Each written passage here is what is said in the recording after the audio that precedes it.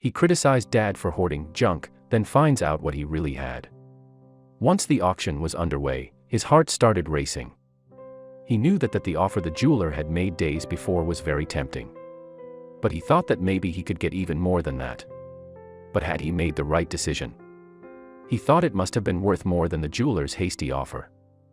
And when he heard the stroke of the hammer hitting the table at the auction, he couldn't believe it. James Davis felt unbelievable grief when his father, George Davis, passed away. He wasn't keen on having to sort through his father's belongings. His father loved to hoard useless junk. He was called a hoarder by his family, but he didn't mind. Now James had to clear out the attic in his house in New York. He knew this was going to be challenging, but he didn't know about the surprises he would uncover. There was all sorts of junk in the attic. There were antiquated appliances and old baubles. James felt it was a shame to just trash it all, since his father was an avid collector and there might have been something worth a lot amongst the junk. After an entire weekend of sorting through the items in the attic, James stumbled upon a humble-looking wooden box. It was hidden under old moth-eaten blankets until now. James opened the box in anticipation. Inside there very well could have been another piece of junk. But James had a feeling about this one. It had a certain allure to it, like it was calling out to him. Inside the box was a figurine. It looked exquisitely crafted and had an impact on James. The toy soldier's eyes were what were calling out to him. They sent a shiver down his spine. It looked very old, and at first glance, one might think it's just another toy soldier. But James felt a connection with the figurine. He carefully picked it up and examined it. He couldn't find any kind of markings revealing its origins. Without them, he didn't have the faintest clue where it was from. It was heavy and fit nicely in his hand. He felt the need to turn the soldier over. The piercing look the eyes gave James made him feel like he had to go get the soldier checked. He needed an expert opinion. After all, what did he know? He had his suspicions that this was no mere toy in his hands.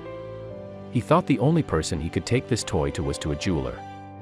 With no markings, he knew nothing about it. It was at the jeweler that he would hear something that would change his life forever. The jeweler took out her special lens and fixated on the figure.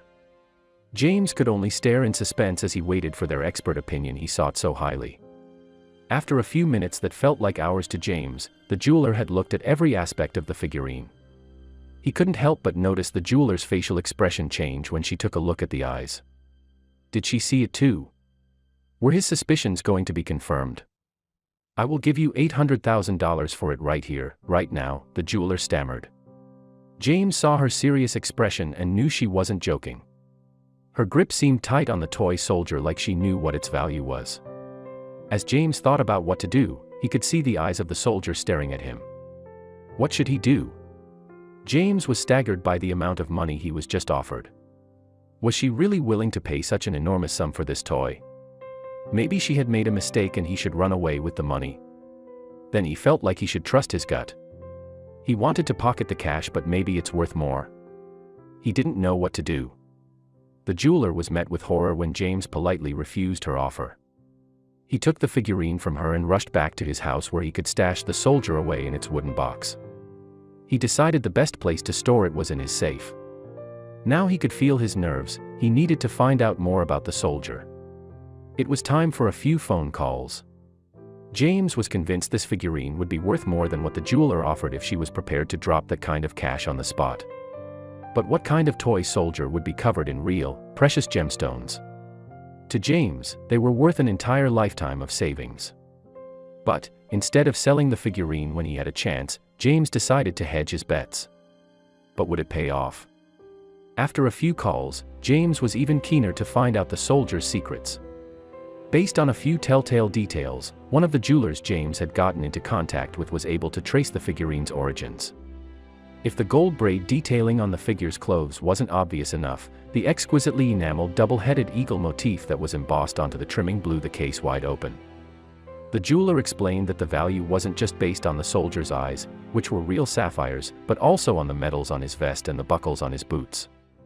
They were jewel-encrusted too. James was stunned.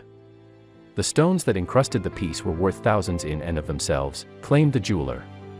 But who had made such a piece, and why? James learned from experts that the figurine was modeled after Nikolai Nikolaevich Pustonikov, a loyal personal Cossack bodyguard to Empress Alexandra Fyodorovna. It had somehow made its way into his father's attic, all the way from Russia. In the end, he decided to hire a professional auctioneer to help get the word out to collectors. What antique enthusiast Colin Stair actually got for the piece left James dumbstruck. "Please be enough to buy a house or something," James prays silently as he enters the auction house. Before he knows it, the bidding is on. The opening bid starts at $150,000, and James holds his breath. Suddenly, the bid climbs to $500,000 and a battle ensues. Wartski, a London-based jeweler, and another collector bid fiercely against one another, neither backing down as the price of the old soldier skyrockets.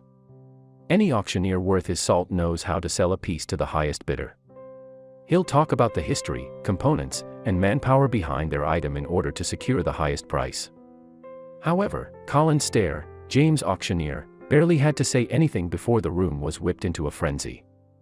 It was all over in 15 minutes.